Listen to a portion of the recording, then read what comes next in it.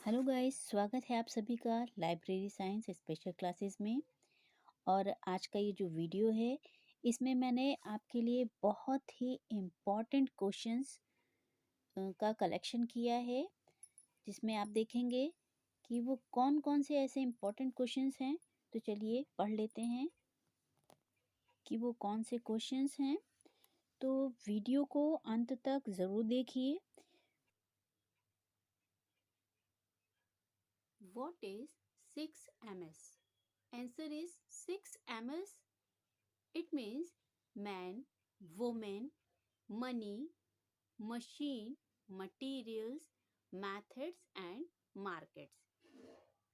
इसका अगर हम कॉन्सेप्ट समझें तो कॉन्सेप्ट क्या है शॉर्ट में, आज मैं बिल्कुल शॉर्ट में बताऊंगी क्योंकि एग्जाम होने वाले हैं। तो management brings together all 6 Ms, यानी कि जो मैनेजमेंट होता है वो अपने सारे कामों को इन्हीं 6 Ms के थ्रू ही जो है अपने काम को क्या करता है, परफॉर्म करता है। नेक्स्ट है management has 3 different meanings. Management की 3 अलग अलग डिफरेंट मीनिंग्स हैं जो कि बताई हैं थी हाई मैन ने। पहला है management as a noun. Management क्या है? मैनेजमेंट को एज ए नाउन के रूप में देखा गया है, refers to a group of managers. Second is जो दूसरा डिफरेंट मीनिंग है वो है मैनेजमेंट एज अ प्रोसेस, यानी कि refers to the functions of management. यानी कि इसका जो अगर हम एग्जाम्पल की बात करें तो एग्जाम्पल क्या है, पोस्ट कॉर्प। पोस्ट कॉर्प के बारे में आप सभी लोग जानते होंगे कि मैनेजमेंट होता है वो किस प्रकार से अपने जो एम्प्लॉयज होते हैं उनसे किस प्रकार से अपने वर्क को कराते हैं। नेक्स्ट है जो इसका थर्ड मीनिंग है वो है मैनेजमेंट एज अ डिसिप्लिन, यानी कि refers to the subject of management. कभी कभी ये एग्जाम्पल्स दे करके भी पूछ लिया जाता है कि ये किसने जो है इस बात को बोला है। तो अकॉर्डिंग टू थी ही मैन, इनके द्वारा ये 3 डिफरेंट मीनिंग्स मैनेजमेंट के बारे में बताई गई हैं। नेक्स्ट है व्हाट इज Z39.50। तो इसको हम शॉर्ट में समझेंगे। शॉर्ट में Z39.50 ये क्या है, is a protocol. It is also an ISO standard developed by the library community and used to create a client application that allow users to search and retrieve records within a bibliographic database. Short में हम इतना ही समझेंगे कि ये एक ऐसा standard है जिसको लाइब्रेरी कम्युनिटी के द्वारा क्रिएट किया गया है, जो यूजर को ये परमिशन देता है, ये अलाउ करता है कि आप जो भी बिब्लियोग्राफिक डेटाबेस है उसमें से आपको जो भी सर्च करना है, जो भी रिकॉर्ड आपको सर्च करना है, आप उसको इसके थ्रू सर्च कर सकते हैं। इससे Z39.50, Z39.24 और इस प्रकार से जो कई ऐसे क्वेश्चंस आते हैं जो मैचिंग से रिलेटेड होते हैं। ठीक है, तो ये एग्जाम्स में यूजीसी नेट में इस प्रकार के क्वेश्चंस बहुत ज़्यादा पूछे जाते हैं। अब इसका जो दूसरा है Z39.2, ये क्या है, ANSI/NISO Z39.2, इसको 1994 और 2016 related with information interchange format. इसका ध्यान रखिएगा, Z39.2 बेसिकली किससे रिलेटेड है, ये मार्क रिकॉर्ड के, इसका जो बेसिस जो है वो मार्क रिकॉर्ड है और इसका जो काम है वो इंफॉर्मेशन इंटरचेंज फॉर्मेट है। ठीक है, this standard specifies the requirement for a generalized interchange format that can be used for the communication of records in any media. Is it clear? Now, next question is what is Z39.9? तो Z39.9 is a NISO, यानी कि international standard serial number. तो Z39.9 जो है वो किससे related है, ये एक सीरियल नंबर से रिलेटेड है। Find the most up to date version of Z39.9 at Engineering 360।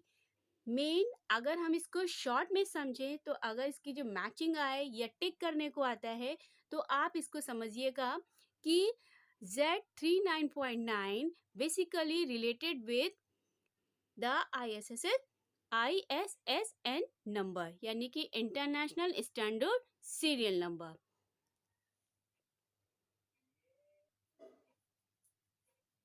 Next is Z39.14.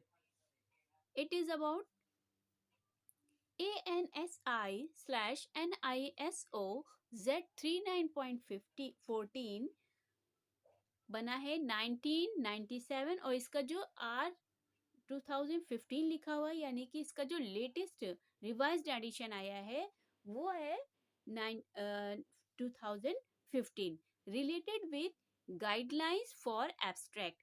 So remember this कि अगर क्वेश्चन ये आता है कि Z39.14 ये किससे रिलेटेड है, तो ये है एब्स्ट्रैक्ट के बारे में, किसी भी एब्स्ट्रैक्ट को कैसे लिखा जाता है उसकी गाइडलाइंस को प्रोवाइड किया है Z39.14 में। Abstract guidance is presented for author and editors preparing abstract that represent the content of text, reporting on the results of experimental work or descriptive or discursive studies.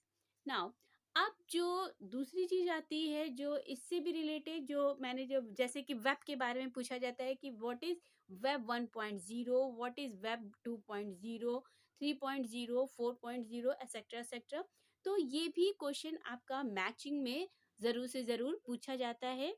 तो इसको भी हम short में समझ लेते हैं कि व्हाट इज 1.0।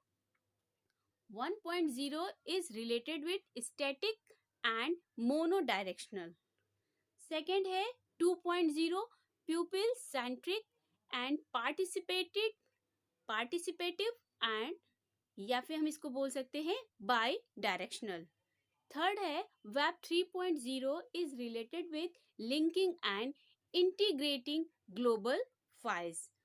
नेक्स्ट है web 4.0, it's related with man and machine interactions with critical mass of participations and uses of AI। AI यानी कि आर्टिफिशियल इंटेलिजेंस।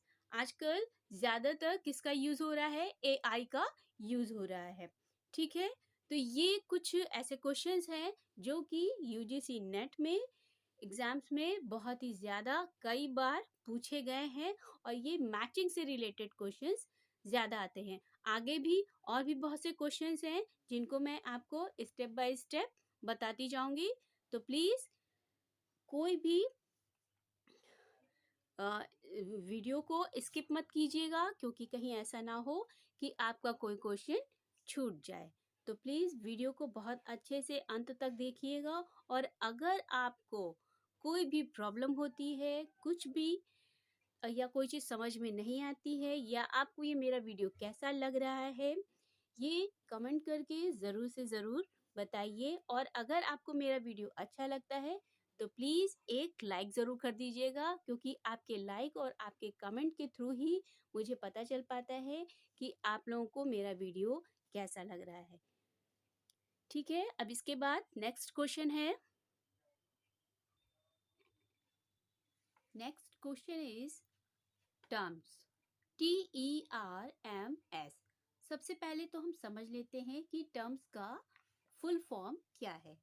टर्म्स का जो फुल फॉर्म है वो है techniques for electronic resource management. इसका जो यूज किया जाता है ये बहुत ही शॉर्ट में मैं आपको बता रही हूँ, क्योंकि समय कम है तो डीप में हम स्टडी नहीं कर पाएंगे। तो टर्म्स का जो यूज है, इसको जो डेवलप किया गया था 2008 में किया गया था, और इसको जो डेवलप करने का जो कॉन्सेप्ट था वो ये था कि उन लोगों के लिए है कि ऑथर्स के दिमाग में, माइंड में एक क्वेश्चन अराइज होता है। वो कब होता है कि वो किस प्रकार से जो इलेक्ट्रॉनिक रिसोर्स होते हैं उनको लाइब्रेरी में किस प्रकार से मैनेज करे। तो जो इलेक्ट्रॉनिक रिसोर्स का जो लाइफ साइकिल होता है, कि how to manage the electronic resource in the library. ठीक है, तो इस कॉन्सेप्ट को समझने के लिए, इस कॉन्सेप्ट को अच्छे से मैनेज करने के लिए टर्म्स स्टैंडर्ड को यूज किया गया है। ठीक है, ये एक क्या है, इलेक्ट्रॉनिक रिसोर्स मैनेजमेंट टेक्निक है, ये एक टूल है, एक टेक्निक है। ठीक है, आप टर्म्स को जो है, terms define 6 stage in the work flow of ER यानी कि इलेक्ट्रॉनिक रिसोर्स लाइफ साइकिल। यानी जो इलेक्ट्रॉनिक रिसोर्स होता है उसका लाइफ साइकिल क्या होता है, इन 6 स्टेप्स पे ही इलेक्ट्रॉनिक रिसोर्स को क्या किया जाता है, मैनेज किया जाता है। सबसे पहले क्या है, नंबर 1 पे आता है इन्वेस्टिगेशन। ठीक है, सेकंड नंबर पे acquisition of new content, third है इम्प्लीमेंटेशन एंड ट्रबल शूटिंग, 4 है evaluation and annual review, number 5 पे है कैंसल एंड रिप्लेस, नंबर 6 पे आता है प्रिजर्वेशन। तो ये 6 जो 6 स्टेज हैं, इन स्टेज के आधार पे ही जो भी इलेक्ट्रॉनिक रिसोर्स होते हैं उनको लाइब्रेरी में मैनेज किया जाता है, इन्हीं के आधार पे ही। ठीक है, तो आई थिंक आपको समझ में आ गया होगा कि व्हाट इज टर्म। तो अगर एग्जाम में आपसे स्टैंड फॉर पूछ लिया जाए तो स्टैंड फॉर मतलब techniques for electronic resource management. ये कब डेवलप किया गया था, 2008 में, और ये किससे रिलेटेड है, ये एक इलेक्ट्रॉनिक रिसोर्स मैनेजमेंट टूल है, यानी कि एक टेक्निक है। और इसकी अगर स्टेज की बात की जाए तो क्या है, 6 स्टेज होती है इसमें। कोई भी क्या है, जो हम इलेक्ट्रॉनिक रिसोर्स के मैनेजमेंट की बात हो रही है, उसके एक लाइफ साइकिल की बात हो रही है, तो हम सबसे पहले क्या करते हैं, रिसोर्स को इन्वेस्टिगेट करते हैं, फिर उसका एक्विजिशन ऑफ न्यू कंटेंट, फिर इम्प्लीमेंटेशन करना। ठीक है, अगर कुछ कुछ इम्प्लीमेंट करना है, कुछ सुधार वगैरह करना है तो हम कैसे कर सकते हैं, फिर इवेल्यूशन एंड एनुअल रिव्यू, फिर उसके बाद में अगर हमको क्या चीज़ कैंसिल करना है या फिर उसकी जगह पे कुछ और रिप्लेस करना है, फिर उसके बाद में जो भी इंफॉर्मेशन है उसको हम हाउ टू प्रिजर्व। तो ये सारी जो प्रोसेस हैं, ये जो 6 स्टेज हैं, यही सारी स्टेज जो होती है वो टर्म्स के अंतर्गत मैनेज की जाती है। Next question is Next question is, what is deep web और hidden web और invisible web? ये क्या होता है? In a search context was coined in the year 2001 by Michel Bergman. He divided the 3W into 2 parts. यानी कि जो deep web, hidden web या फिर invisible web है, इसको जो है 2001 में यानी कि 2001 में मिशेल बर्गमैन ने कॉइन किया था। ठीक है, और इसमें इन्होंने जो 3W हैं उनको 2 पार्ट्स में डिवाइड किया है। पहला है सरफेस वेब और दूसरा है डार्क वेब। तो हम पहले समझ लेते हैं कि व्हाट इज सरफेस वेब। इसी में ही सरफेस वेब और साथ ही साथ थोड़ा बहुत हम डार्क वेब के बारे में भी जान लेंगे कि आखिर ये सरफेस वेब क्या होता है। The part that traditional search engine indexes such as, जैसे कि Google, Yahoo, Bing, Wikipedia etcetera, इन सब के बारे में हम बहुत अच्छे से जानते हैं कि गूगल क्या काम करता है, याहू, बिंग और विकिपीडिया, सभी लोग इसके बारे में अवेयर हैं etcetera. And deep web, the part that is hidden from the traditional search engine, जैसे कि जी यानी कि जहाँ पे बात हो रही है सरफेस वेब, जिसके बारे में एक ऐसी ट्रेडिशनल सर्च इंजन, एक ऐसा ट्रेडिशनल सर्च इंजन जिसके बारे में सभी को पता है। ठीक है, जैसे कि गूगल, याहू, बिंग, विकिपीडिया, इन सब के बारे में सभी लोगों को पता होता है। और जब बात आ रही है यानी कि डीप वेब,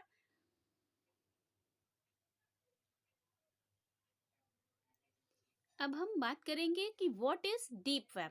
तो deep web, the part that is hidden from the traditional search engine, यानी कि ट्रेडिशनल सर्च इंजन का वो छुपा हुआ पार्ट, वो क्या कहलाता है, डीप वेब कहलाता है। The content of the deep web can be located and access through a direct URL और आईपी एड्रेस। कभी कभी हम कोई ऐसा मतलब कोई ऐसी इंफॉर्मेशन वगैरह को सर्च कर रहे होते हैं जिसके लिए हमें क्या होता है, डायरेक्ट लिंक प्रोवाइड कर दिया जाता है।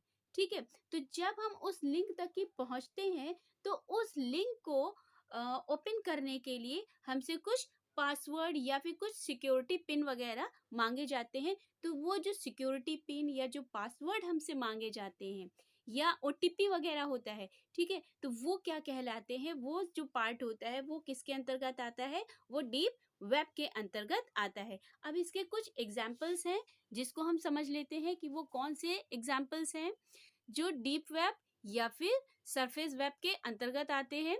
तो डीप वेब के अंतर्गत अगर हमें कोई भी academic database, subscription based information, अब जैसे कि हम यूट्यूब पे बहुत सारे चैनल्स देखते हैं, बहुत सारे चैनल हैं, अगर उस चैनल से क्या होता है, हमको सब्सक्रिप्शन कुछ चीज़ों का होता है कि जैसे हम सब्सक्राइब करने के लिए बोलते हैं कि अगर आप हम उसको सब्सक्राइब कर लेते हैं उस चैनल को, तो हमें उस पर जो भी इंफॉर्मेशन आएगी वो तुरंत हम तक पहुंच जाएगी। उसके अलावा बात होती है कि कोई इंफॉर्मेशन ऐसी होती है जिसके लिए हमें उसको सब्सक्राइब करना पड़ता है, यानी कि उसका सब्सक्रिप्शन देना पड़ता है। पेड वाले भी होते हैं, कोई इंफॉर्मेशन ऐसी होती है जिसके लिए हमें क्या करना पड़ता है, पेड करना पड़ता है। ठीक है, उस इंफॉर्मेशन को एक्सेस करने के लिए। तो subscription based information, medical records, legal documents, scientific reports, multilingual databases, conference proceedings, competitor websites, organizations specific repositories,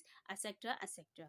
तो ये सारी चीजें जो होती हैं ये सब हमारे किसके अंतर्गत आती हैं, ये हमारी डीप वेब या हिडन वेब या फिर इनविजिबल वेब के अंतर्गत ये सारी चीजें आती हैं। अब जो हमारा नेक्स्ट पॉइंट होगा वो होगा डार्क वेब। एक बात कहना चाहूंगी कि डार्क वेब को बताने से पहले प्लीज प्लीज एक लाइक, एक कमेंट जरूर से जरूर करिए, क्योंकि आपके लाइक, आपके कमेंट्स के थ्रू मुझे मोटिवेशन मिलता है, मुझे पता चलता है कि हाँ, आपको मैं जो समझा रही हूँ, जो बता रही हूँ, जो बताना चाह रही हूँ वो आपको समझ में आ रहा है।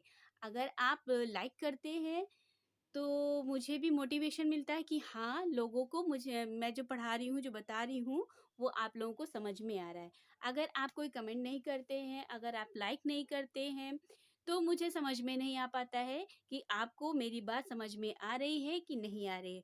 तो प्लीज़, अगर आपको मेरा ये चैनल अच्छा लग रहा है, तो प्लीज़ आप उसको एक कमेंट ज़रूर कीजिए और लाइक ज़रूर से ज़रूर करिए।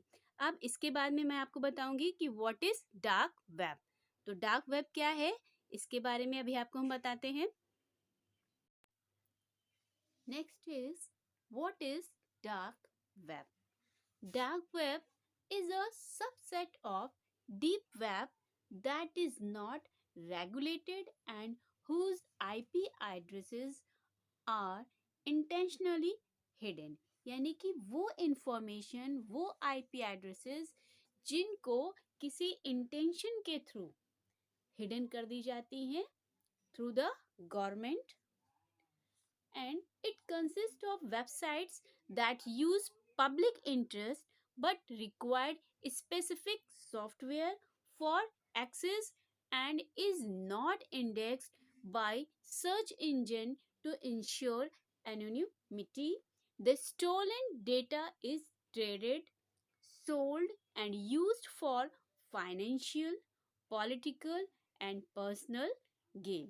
ठीक है, यानी कि ये वो इंफॉर्मेशन होती है जिनको किसी इंटेंशन के थ्रू हिडन किया जाता है, और अगर हमको इसको जो है, हमको मतलब कि जनरल पब्लिक के लिए ये इंफॉर्मेशन नहीं होती हैं, गवर्नमेंट ही अगर इस इंफॉर्मेशन को अगर आपको रिट्रीव करना है, रिक्वायर्ड है अगर आपको, तो उसके लिए एक स्पेसिफिक सॉफ्टवेयर की रिक्वायरमेंट होती है।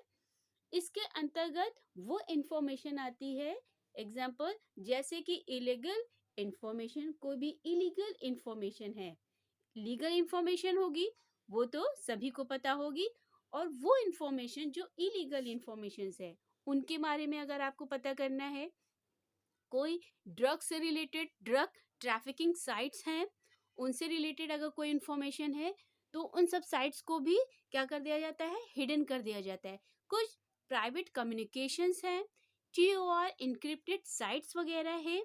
तो ये सारी इन सब चीज़ों के बारे में अगर कोई इंफॉर्मेशन लेना चाहे तो ये ऐसी इंफॉर्मेशन होती हैं जिनको पब्लिकली ओपन नहीं किया जाता है।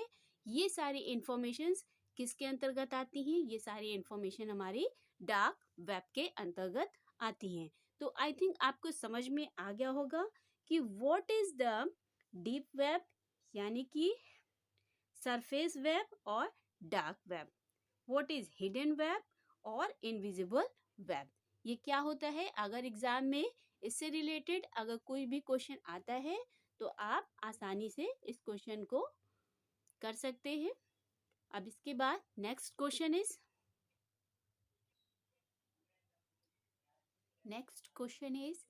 CGLA।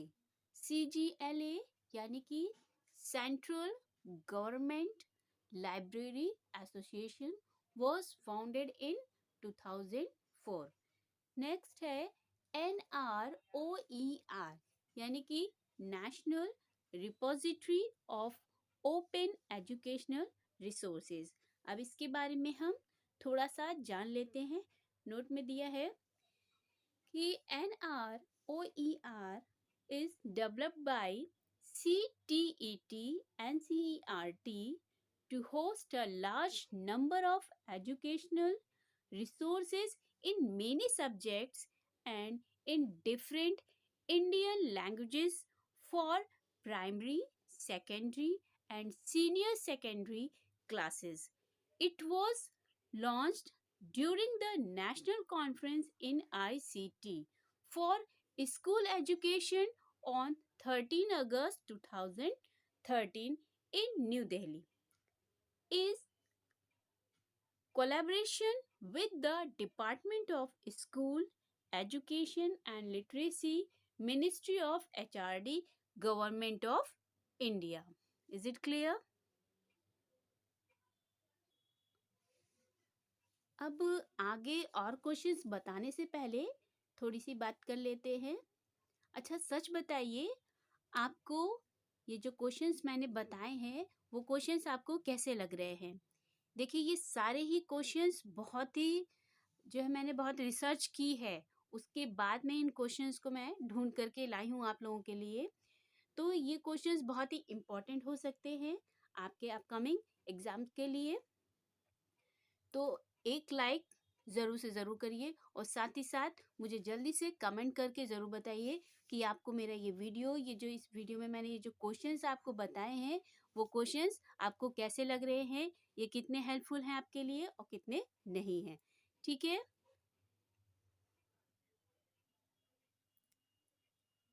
Next question is what is web portal?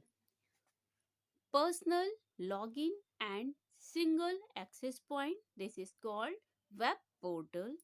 Vertical web portal is focused on a specific application or business functions, enabling users to see, edit and contribute.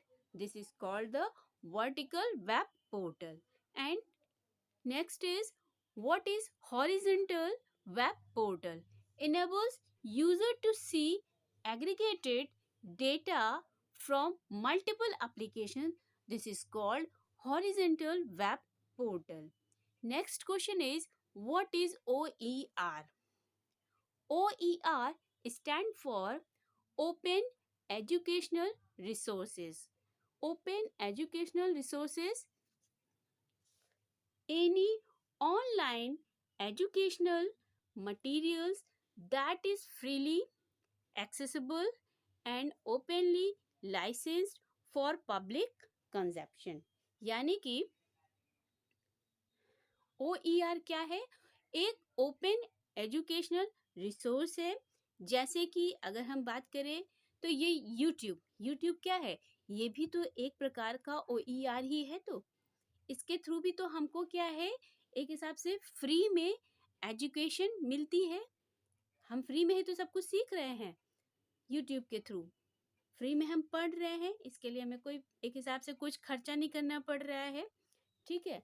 तो OER जैसे कि इसके अंतर्गत कुछ एग्जाम्पल्स दिए गए हैं, जैसे कि such materials can be online courses, बहुत से ऑनलाइन कोर्सेज भी हो रहे हैं, lectures, homework, assignments, exercise, quiz, games, etcetera etcetera. तो these all type of educations या these all types of materials are called OER, जिनके थ्रू यानी कि ओपन एजुकेशनल रिसोर्सेज हैं जो सभी के लिए अवेलेबल है और कोई भी व्यक्ति किसी भी समय कभी भी इससे एजुकेशन को गेन कर सकता है, पढ़ सकता है। अगर आपको मेरा वीडियो अच्छा लगा हो तो प्लीज़ इसको लाइक, शेयर और सब्सक्राइब ज़रूर से ज़रूर करें। और जिन लोगों ने अभी तक की मेरे इस चैनल को सब्सक्राइब नहीं किया है तो जल्दी से सब्सक्राइब कर लीजिए। Thank you.